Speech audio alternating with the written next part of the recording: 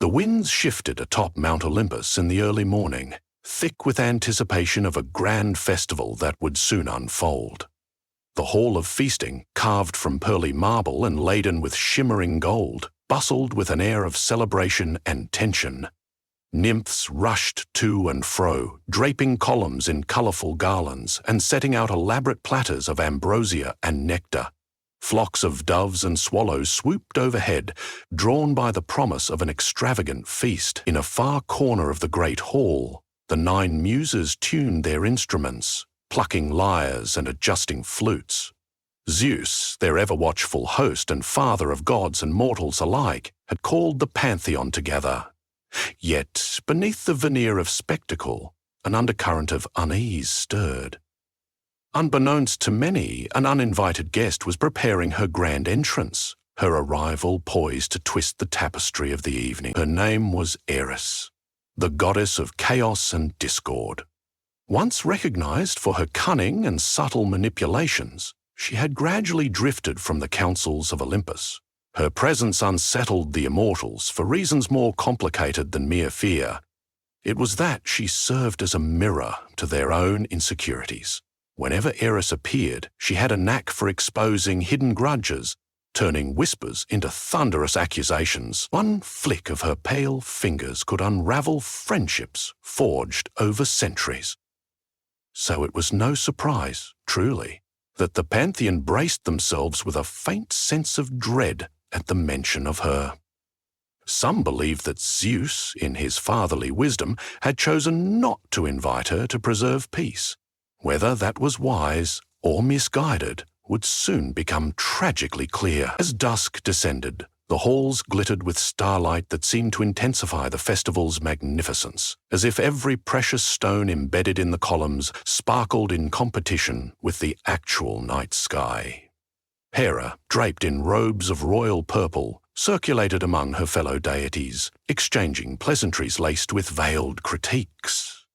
Athena was deep in conversation with Apollo about the mortal realm's newfound obsessions, poetry and strategy in the city-states far below. Meanwhile, Artemis slipped out to check on a company of nymphs, ensuring all was ready for her moonlit blessings. The clink of goblets and the endless chatter of voices rose like layered music. High above, perched on a marble ledge, Hermes watched the gathering with sharp eyes.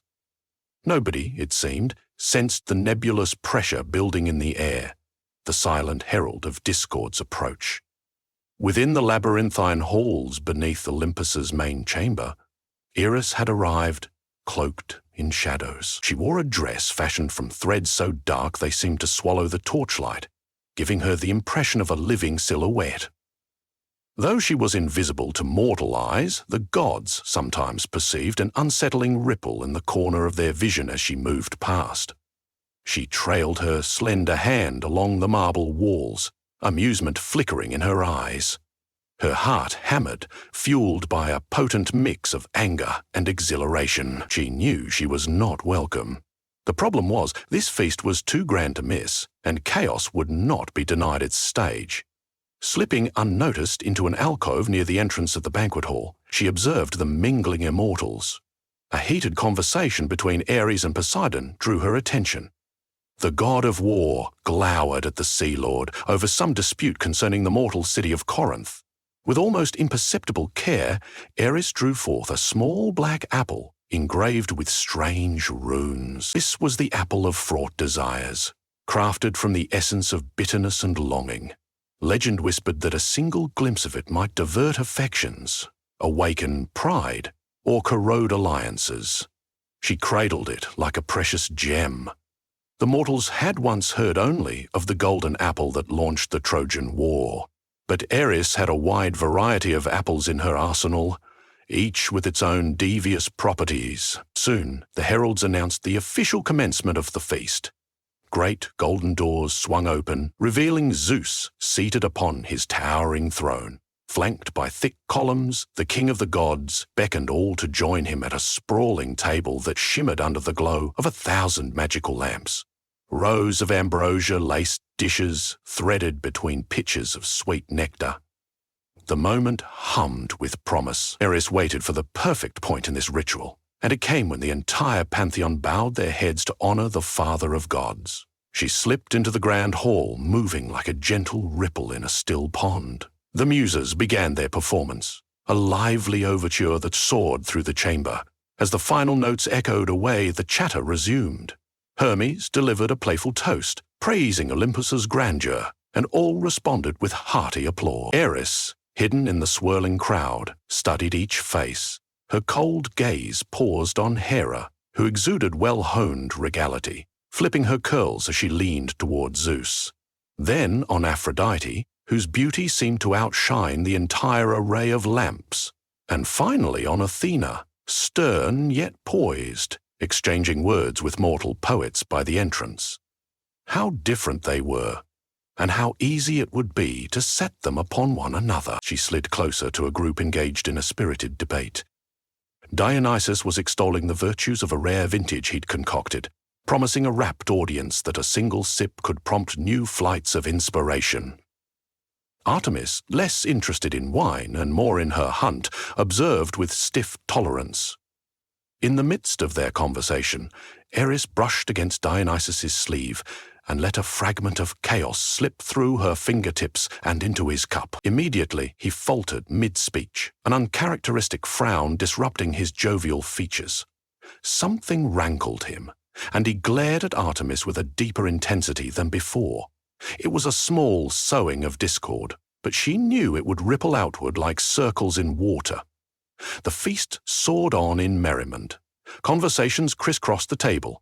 Gossip about mortal heroes, praise and teasing over their various conquests, accounting vantage points from past wars. Ares bragged about the swift conversions of once peaceful valleys to fields of battle.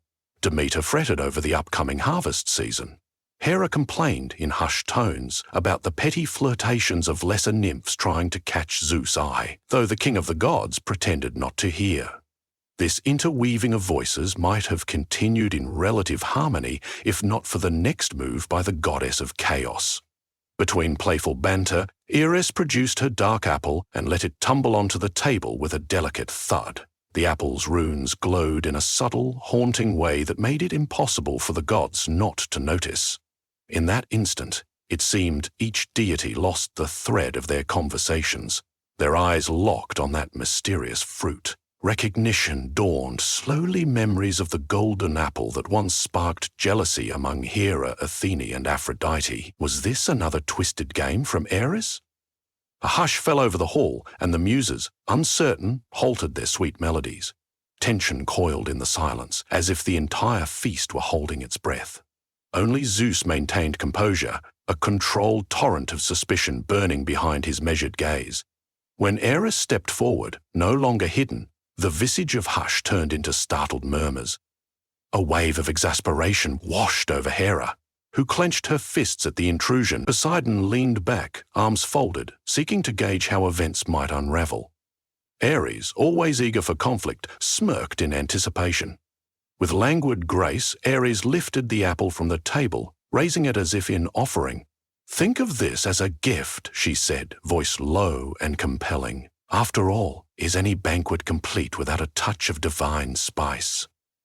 Zeus's thunderous voice cut through the thickening tension. "You dare bring your trinkets of strife to our assembly again? Have you learned nothing from the horrors of Troy?" The royal of thunder outside the palace punctuated his words.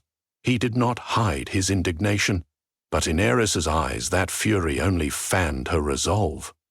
She turned to Zeus, lips curved into a near smile, and faint lightning flickered around her silhouette as though she thrived off his tempestuous energy. Hera, eyeing the apple, broke her silence. "If it is truly a gift, let us see what it portends. Or do you intend to plunge us back into conflict?" Her voice was laced with a cutting edge, suspecting Eris's usual methods were at play. Aphrodite, struggling to repress old anxieties, shifted uncomfortably in her seat, while Athena reached for the shield propped at her side, as if anticipating a sudden confrontation. Even the lesser gods parted, forming a circle around Eris. She was the center of attention, exactly as she desired. Into this dramatic ring, Eris spoke with a voice that ran like honey over steel. Your unity is so fragile, dear Olympians. My presence only illuminates the cracks. She paused to let her words settle. Tonight, I propose a new test. If any among you believes themselves bold enough, lay claim to the apple of fraught desires. If you desire to remain safe, then let it remain unclaimed, and I shall withdraw.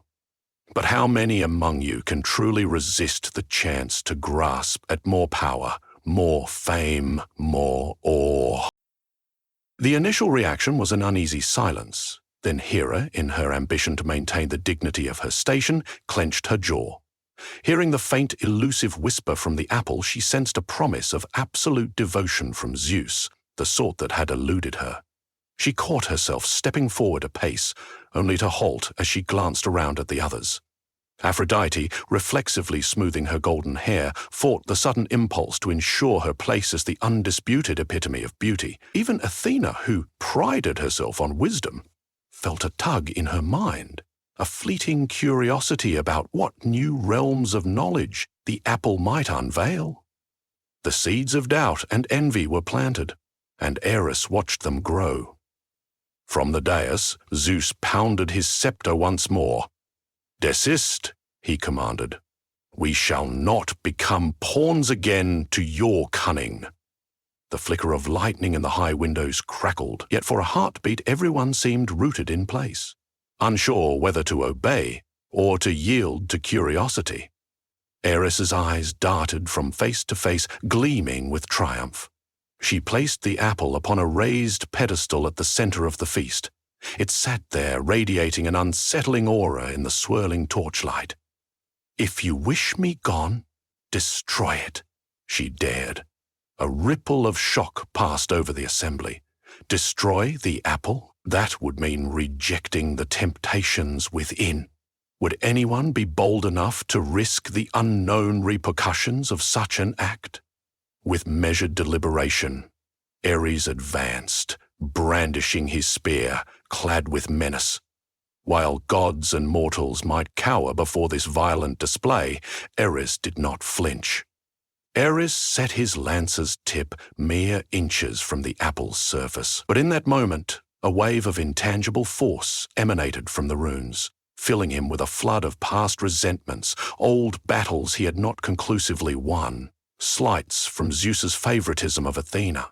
Hesitation fed his frustration, causing his spear to shake. The tension rose to a near breaking point before, with an exasperated growl, Ares pulled back. He could not do it. The hall erupted into a hushed chaos. In the corner, Apollo's usual composure slipped as he found himself confronting unexplainable jealousy toward Hermes' cunning wit. Demeter gazed at the apple, lamenting that perhaps mortals revered Athena's wisdom more than they appreciated the nurturing aspect of a harvest goddess. Entering this swirl of anxieties and half-buried rancor, Eris pressed her advantage. She glided across the floor, whispering half-truths to each god in passing. "She speaks behind your back," Ares would say to one. "He discounts your achievements," she would say to another. Subtle seeds of discord took root in every vulnerable mind. Zeus rose in an attempt to seize control. His eyes flared bright, and all grew silent as roiling storm clouds seemed to mass behind him, rumbling with his exasperation.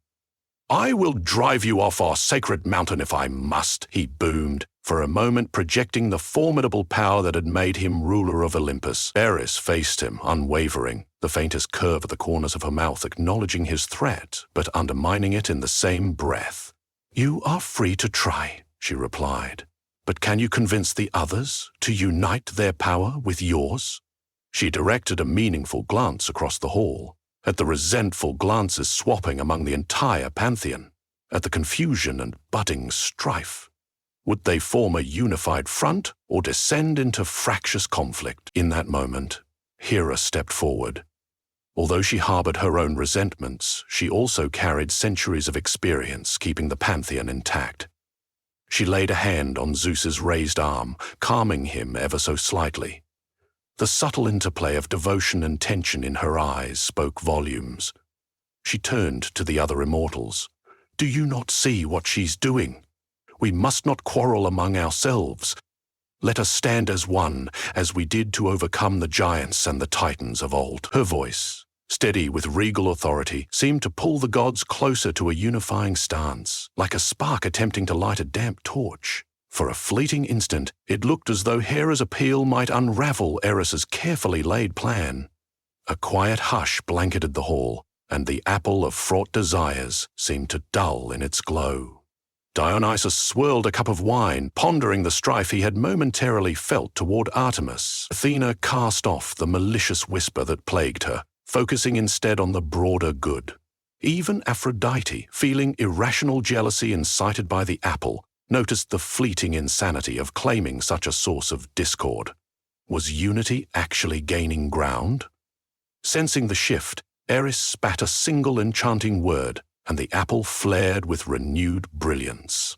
Its runes pulsed with chaotic energy, sending out arcs of intangible force that struck each deity with a brief, vivid flood of painful recollections. Humiliating defeats, regrets over unrequited desires, the sting of secret insecurities. Under the weight of this invocation, tensions soared anew. Artemis bristled at fresh suspicion that Apollo belittled her hunts, while Hermes cursed every time another god teased him for meddling in mortal affairs. This was Eris's moment of triumph. She had turned the feast into a seething cauldron of resentments. The only question was whether it would erupt fully into violence. Pandemonium loomed, but fate, often interwoven with cunning, found a champion in Athena. The goddess of wisdom, though reeling under intensifying doubts, marshaled her rational mind. She pressed a trembling hand to her temple, focusing on logic as a shield against the illusions swirling around her. Summoning her mental fortitude, Athena locked eyes with the other gods, drawing upon her role as the one who fosters reasoned counsel. "We know what this is," she managed to say, breathing short, controlled breaths. "It is illusion. It is our worst fears and envies made tangible, but illusions nonetheless. Focus on what binds us, not what divides us." In that rallying cry, Athena inspired Poseidon to quell the surf of rage roiling within him. Allowing him a moment of clarity, nodding to his niece, he raised his trident and, with measured grace, unleashed a gentle wave of shimmering salt water that swept across the hall like a cleansing tide. The intangible film of bitterness clinging to the gods washed away under the briny current, rolling back the illusions. Even Eris's scowl softened as the water touched his ankles. Eris's apple still glowed malevolently, but its insidious hold momentarily flickered. The Pantheon felt for the first time that they might resist its lure. Stripped of her advantage, Eris snarled in frustration. Lightning from Zeus's wrath still rumbled in the distance, but the goddess of discord stood bravely, refusing to concede. Then she realized that uprooting true unity among the gods would take more than a single item to provoke chaos, and that the assembly was not as divided as it had been during the days when Troy fell in flames. They had grown. They were not perfect, but they had learned from past mistakes. Eris knew better than to overextend herself against a newly resolute Olympus. With a bitter laugh, she reached forward and grabbed the apple, hugging it to her body. "Perhaps this wasn't the right occasion after all," she said, scanning the circle of gods who now stood more united than they had been mere moments ago. Even Hera, once insecure and suspicious, clasped Zeus's arm in a show of solidarity. Eris closed her eyes briefly, as if tasting the frustration of a thwarted plan. "But know that your illusions of harmony are fragile, and I shall return whenever vanity or envy stirs within you." She offered them one final, piercing glance. Then, with a swirl of her dark gown, she turned and strode away from the hall, the shadows gathering around her until she vanished entirely. A profound hush lingered in her wake. The entire Pantheon stood in uneasy solidarity, hearts still pounding from the near chaos that had descended upon them. Slowly, the muses lifted their instruments again, coaxing out gentle melodies that soothed frayed nerves. One by one, the gods returned to the table. Dionysus refilled goblets, offering calming wine rather than the fiery vintage he had initially bragged about. Ares lowered his spear, grudgingly admitting to Athene that conflict sometimes needed to be held at bay. Even Hera and Aphrodite exchanged a faint, understanding nod, reluctant but necessary gestures of reconciliation. From his elevated throne, Zeus scanned the room. His gaze passed over each immortal, settling on the empty space where Eris had stood moments earlier. "We have averted a crisis," he said, his voice resonant but fatigued.